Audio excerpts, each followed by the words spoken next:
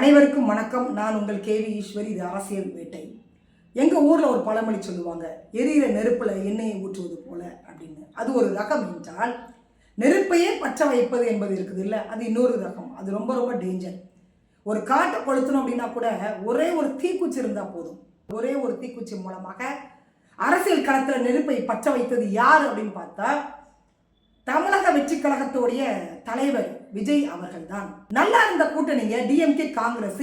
இன்னைக்கு நேற்று அமைந்த கூட்டணியாது 1971 ஸ்டார்ட் பண்ண அந்த டிஎம்கே காங்கிரஸ் கூட்டணி இத்தனை வருடங்களாக நல்லபடியா பயணம் செய்துட்டு இருக்கக்கூடிய அந்த நேரத்தில் விஜய் அவர்கள் பிரச்சாரத்துல மாநாட்டில் பொதுக்கூட்டத்தில் சொன்ன அந்த ஒரு வார்த்தை என்பது, அங்க பச்சை வைத்த நெருப்பு என்பது இங்கு பற்றி எரிந்து கொண்டிருக்கிறது.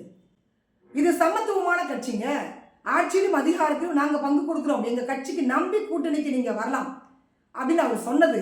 இன்னைக்கு காங்கிரஸ் அதை கெட்டியாக பிடிச்சுக்கிட்டாங்க. ஏங்க 71 கூட்டணி வச்சுக்கோங்க, ஒரு நாளாவது நீங்கள் சொல்லியிருப்பீங்களா? ஆட்சியிலும் அதிகாரத்திலும் பங்கு தரம் நீங்க சொன்னீங்களா? 2006 ஒரு வாய்ப்பு வந்தது, அதையும் நாங்கள் விட்டுட்டோம். இனிமேலாம் விடுற மாதிரி இல்லைங்க. 20 வருஷம் நாங்கள் வெயிட் பண்ணிட்டு இருக்கிறோம். நீங்கள் தேர்தலை நடத்துங்க, நடத்தாமல் போங்க, எங்களுக்கு அதை வச்சுலாம் பிரச்சனையே கிடையாது. தமிழகத்தில் யார் இருந்தாலும் சரி போனாலும் சரி அதை பற்றி எங்களுக்கு பிரச்சனை கிடையாது. மக்கள் வீட்டில் இறங்கி போராட்டம் பண்ணாலும் சரி, ஆர்ப்பாட்டம் பண்ணாலும் அதை பற்றி எங்களுக்கு பிரச்சனை இல்லை. கூட்டணியில் எத்தனை தொகுதிகள் எங்களுக்கு தருவீங்க? ஆட்சி அதிகாரத்தில் பங்கு தருவீங்களா, தரமாட்டீங்களா? இதுதான் காங்கிரஸ் கட்சி டிஎம்கே கிட்ட வைக்கக்கூடிய மிகப்பெரிய ஒரு கோரிக்கை. டிஎம்கே இதுக்கு செவி சாய்க்கிற மாதிரி தெரியல. காங்கிரஸை பொறுத்த வரைக்கும் 1971 டிஎம்கேவோட கூட்டணியில் இருந்தாங்க. அப்போ பார்த்தீங்க அப்படின்னா நாடாளுமன்ற தேர்தல், சட்டமன்ற தேர்தல் ஒரே நேரத்தில் நடத்தக்கூடிய ஒரு காலகட்டம் அது. நாடாளுமன்ற தேர்தலுக்கு காங்கிரஸ் டிஎம்கே ஒன்றாக இணைந்து தேர்தலை சந்திச்சாங்க. மிஞ்சி போன 2 முறை காங்கிரஸ் தனியாக நின்றுருப்பாங்க. மற்றபடி பார்த்தீங்கன்னா டிஎம்கே காங்கிரஸ் தான் கூட்டணி அமைத்து மத்தியிலும் ஆட்சியை பிடிக்கிறது, மாநிலத்திலும் ஆட்சியை பிடிக்கிறது. மத்தியில் காங்கிரஸ் அப்படின்னா மாநிலத்தில் டிஎம்கே. இது எழுதப்படாத ஒரு விதியாக இருந்தது. 2009 காலகட்டத்தில் தான் மிகப்பெரிய ஒரு அடி ஈழத்தில் அந்த போர் நடந்தது. அதுக்கு பிறகுதான் அவங்க மத்தியில் ஆட்சியை பிடிக்கவே முடியல காங்கிரஸ். காங்கிரஸோட தலைமை ராகுல்ஜியாக இருந்தாலும் சரி, இல்லை மல்லிகார்ஜுன் கார்கேயாக இருந்தாலும் சரி, அன்னை இந்திரா காந்தியாக இருந்தாலும் சரி, அவங்க இந்த கருத்தை முன் வச்சாங்களா, இதில் முடிவெடுத்தாங்களா அப்படின்னு கேட்டிங்கன்னா அப்படி இல்லை. அவங்க இன்னும் முடிவெடுக்கலை. இன்னும் சொல்ல போனால் காங்கிரஸ் டிஎம்கே அந்த கூட்டணிக்கான அந்த பேச்சுவார்த்தை, அதற்காக 5 பேர் கொண்ட ஒரு குழு அவங்க ஆரம்பிச்சிருக்கிறாங்க. அந்த குழு இப்போ செயல்பட்டு கொண்டிருக்கக்கூடிய இந்த வேளையில் காங்கிரஸ் இருக்கக்கூடிய மூத்த நிர்வாகிகள் எம்பி ஜோதிமணி, எம்பி மாணிக் தாகூர், பிரவீன் சக்கரவர்த்தி, வேலுச்சாமி, திருநாவுக்கரசு, இந்த மாதிரி காங்கிரஸ் இருக்கக்கூடியவங்கெல்லாம் அவங்களுடைய கருத்தை ஓப்பன் ஸ்டேட்மெண்ட்டாக பொதுத்தளத்தில் கொடுக்குறாங்க. ஆட்சி அதிகாரத்தில் பங்கு வேணும், இல்லை அப்படின்னா காங்கிரஸ் என்ன பண்ணணுமோ அதை நாங்கள் பண்ணிக்கிறோம் அப்படின்னு சொல்கிறாங்க. இது டிஎம்கேக்கு ஒரு நெருக்கடி கொடுக்குற மாதிரி இருக்குது.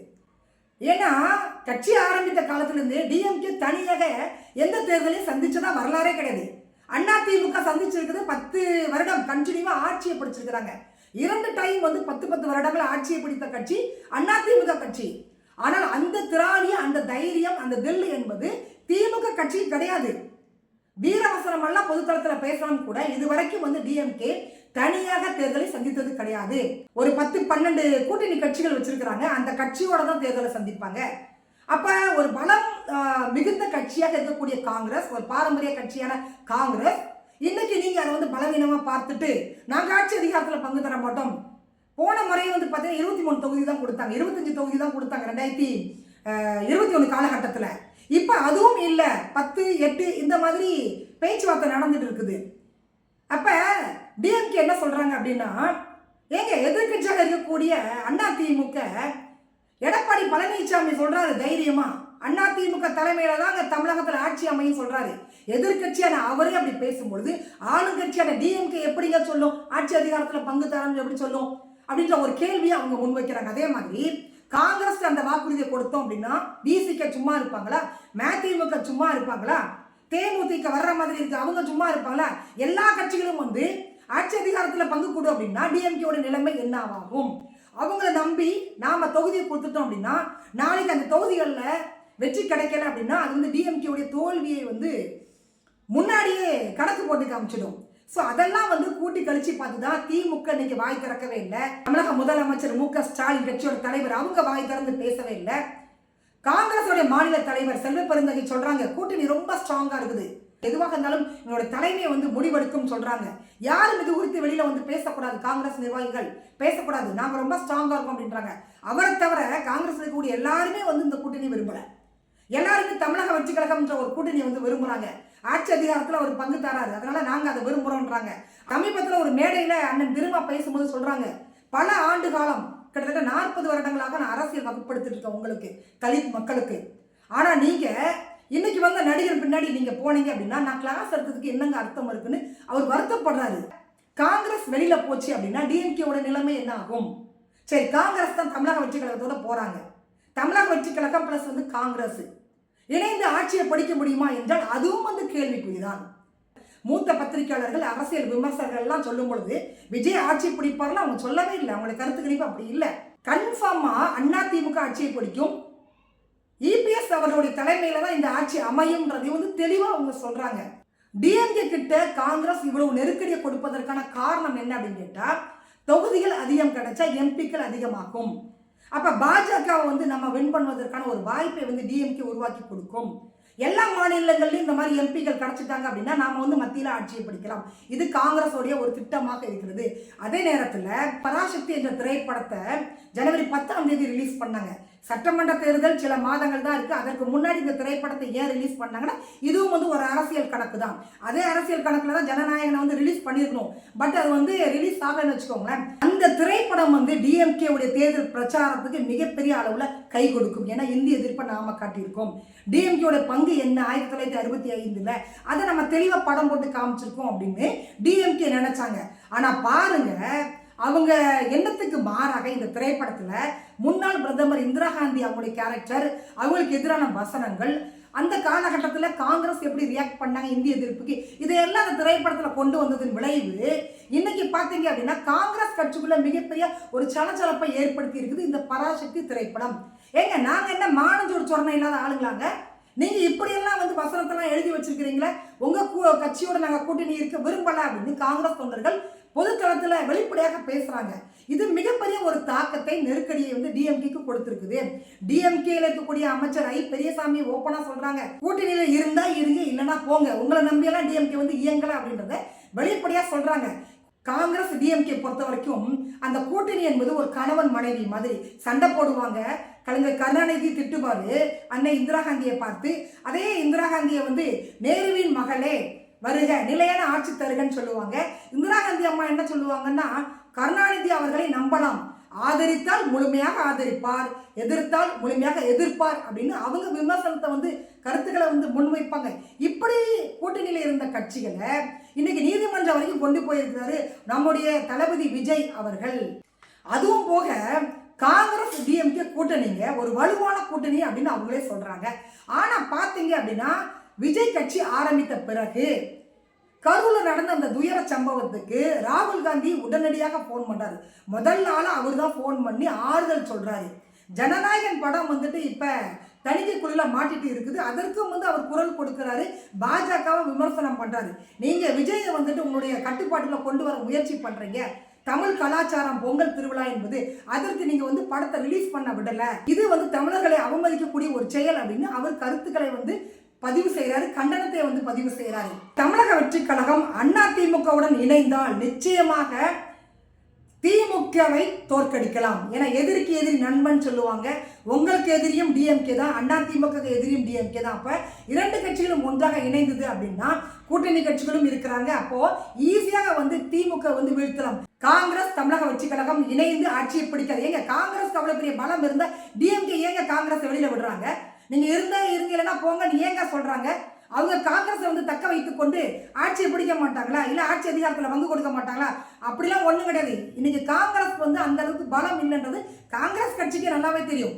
அதனாலதான் இன்னும் வந்து பேரம் பேசிட்டு இருக்கிறாங்க திமுக கூட. இல்லை அப்படின்னா நாங்கள் விஜய் கூட போறோன்றாங்க. விஜய் கூட போனாலும் இங்கே என்ன மாறப்போகுது? ஒண்ணுமே மாற போறது இல்லை. ஆக மொத்தத்தில் இவங்க பண்ணக்கூடிய இந்த அரசியல் என்பது அதிமுகவுக்கு மிகப்பெரிய ஒரு சாதகத்தை ஏற்படுத்தும். நிச்சயமாக அதிமுக ஆட்சி பிடிப்பதற்கான ஒரு வாய்ப்பை ஏற்படுத்தி கொடுக்கும். ஏன்னா டிஎம்கே வரலாறு என்ன அப்படின்னு பார்த்தீங்கன்னா 5 வருடம் மேல அவங்க ஆட்சி தொடரவே மாட்டாங்க, தொடர முடியாது. ஏன்னா அவங்க பண்ணக்கூடிய அந்த ரவுடிசம், அவங்க பண்ணக்கூடிய அந்த வன்முறை, ஊழல் குற்றச்சாட்டுகள் இதையெல்லாம் வந்து மக்கள் மனதில் வைத்துக்கொண்டு அடுத்த முறை வந்து திமுக ஆட்சியை வரவிட மாட்டாங்க. ஊரு 2 பட்ட கூத்தாடி கொண்டாட்டம்னு சொல்லுவாங்க. அதே மாதிரி இன்னைக்கு டிஎம்கே கூட்டணி இருக்கக்கூடிய மதிமுக எங்களுக்கு 40-50 தொகுதிகளை கொடுங்க, என் பையனுக்கு ஒரு எம்பி சீட்டை கொடுங்கன்னு அவர் நடைபயணத்தை ஆரம்பிச்சிருக்கிறாரு. விசிக்கு ஒரு பக்கம் ஆட்சி அதிகாரத்தில் பங்கு கொடுங்க, எனக்கு பிரதமராக கூடிய தகுதி இல்லையான்னு அண்ணன் திரும்ப கேள்வியை முன்வைக்கிறாங்க. இந்த பக்கம் பார்த்தீங்கன்னா காங்கிரஸ் கொடுத்தே ஆகணுங்க அப்படின்னு இவங்க கேட்குறாங்க. இப்படி கூட்டணி கட்சிகள்லாம் வந்து போர்க்கொடி தூக்குறாங்க, ஆட்சி அதிகாரத்தில் பங்கு கேட்குறாங்க. இது டிஎம்கேக்கு மிகப்பெரிய ஒரு தோல்வியை இப்போவே வந்து கொடுத்துருக்குது, ஒரு சறுக்கலை கொடுத்துருக்கிறது. அது நிச்சயமாக அதிமுகவுக்கு சாதகமாக அமையும். விஜய் கட்சி ஆரம்பித்து தமிழ் தேசியமும் திராவிடமும் என்னுடைய இரு கண்கள் அப்படின்னு சொல்றாங்க. நம்ம ஐயா முத்துராமலிங்க தேவரையா என்ன சொன்னாங்கன்னா, தேசியமும் தெய்வீகமும் என்னுடைய இரு கண்கள் சொன்னாங்க. அதற்கு அப்படியே மாறாக திராவிடமும் தமிழ் தேசியமும் இரு கண்கள் சொல்றாரு. அப்பதான் அண்ணன் சீமான் கேட்டாங்க, ஒன்னு இந்த பக்கம் நில்லு அல்ல அந்த பக்கம் நில்லு, தமிழ் தேசியமா திராவிடமா, நடுவில் நின்று லாரியில் அடிபட்டு செத்துடாத அப்படின்னு சொன்னாங்க. நீங்க திராவிடத்தை ஆதரிக்கிறீங்க அப்படின்னா ஏன் திராவிட கட்சிகளை ஆதரிக்கல, ஏன் எதிர்க்கிறீங்க? டிஎம்கேவை ஏன் எதிர்க்கிறீங்க? அது திராவிட கட்சி தானே. அதிமுக களத்தில் இல்லைன்றீங்க, ஏன் அப்படி சொல்றீங்க? சரிங்க, தமிழ் தேசியத்தை ஆதரிக்கிறீங்கல்ல, ஏன் அண்ணன் வேல்முருகனை ஆதரிக்கல, ஏன் அண்ணன் சீமானை ஆதரிக்கல, ஏன் அவங்களோட கூட்டணி நீங்க வச்சுக்கல, ஏன் அவங்களோட பயணம் பண்ணல? இன்னொரு விஷயம் என்ன கேட்டீங்கன்னா, 2009 காலகட்டத்தில் ஈழத்தில் போர் நடக்குது. 1.5 லட்சம் தமிழ் உறவுகளை வந்து கொஞ்சம் குவிச்சிட்டு இருக்கிறாங்க. மத்தியில் காங்கிரஸ் இருக்குது, மாநிலத்தில் டிஎம்கே இருக்குது. இன்னைக்கு காங்கிரஸோட நட்பு பாராட்டுறாரு விஜய் அவர்கள். நான் ஏற்கனவே சொன்ன 2009 காலகட்டத்தில் இணைவதற்கான முயற்சியும் எடுத்திருக்காரு. ஆனால் இன்னைக்கு என்ன சொல்றாரு, தமிழ் தேசியனுடைய ஒரு கண் அப்படின்னு சொல்றாரு. விஜய் அவர்களுக்கு ஒரு நிலைப்பாடு இல்லை, ஒரு கொள்கை இல்லை. நம்ம தற்கொலை சொன்னா அவங்களுக்கு கோபம் வருது. தமிழ் தேசியமும் திராவிடமும் எப்படி இரு கண்களாக இருக்க முடியும்? ரசிகர்களுடைய கைத்தட்டலை பார்க்கும் பொழுது நான் ஏற்கனவே சொன்ன மாதிரி அமைச்சர் இல்லைங்க, ஸ்ட்ரெயிட்டா பிரதமர்ன்ற கனவுல விஜய் அவர்கள் வாழ்ந்துட்டு இருக்கிறாரு. இன்னைக்கு அந்த கைத்தட்டல்லாம் நாற்காலியில் போய் உட்கார வைக்காது. அதை ஃபர்ஸ்ட் வந்து விஜய் புரிஞ்சுக்கணும். அரசியல் என்பது வேறு, சினிமா என்பது வேறு. காங்கிரஸ் டிஎம்கே இந்த கூட்டணிக்கு நடுவில் இருக்கக்கூடிய அந்த விரிசல் என்பது அதிமுகவுக்கு ஒரு சாதகத்தை ஏற்படுத்தும், நிச்சயமாக ஏற்படுத்தும். விஜய் மாதிரி 1000 நடிகர்கள் வந்தாலும் கூட அதிமுகவுக்கு, புரட்சி தலைவருக்கு, புரட்சி தலைவிக்கு, புரட்சி தமிழனுக்கு இருக்கக்கூடிய அந்த ஓட்டு வங்கி அதை யாராலும் வந்து பிரிக்க முடியாது. ஸோ உங்களுடைய கருத்து என்னன்றது நீங்கள் பதிவு பண்ணுங்க. மீண்டும் சந்திக்கலாம். நன்றி, வணக்கம்.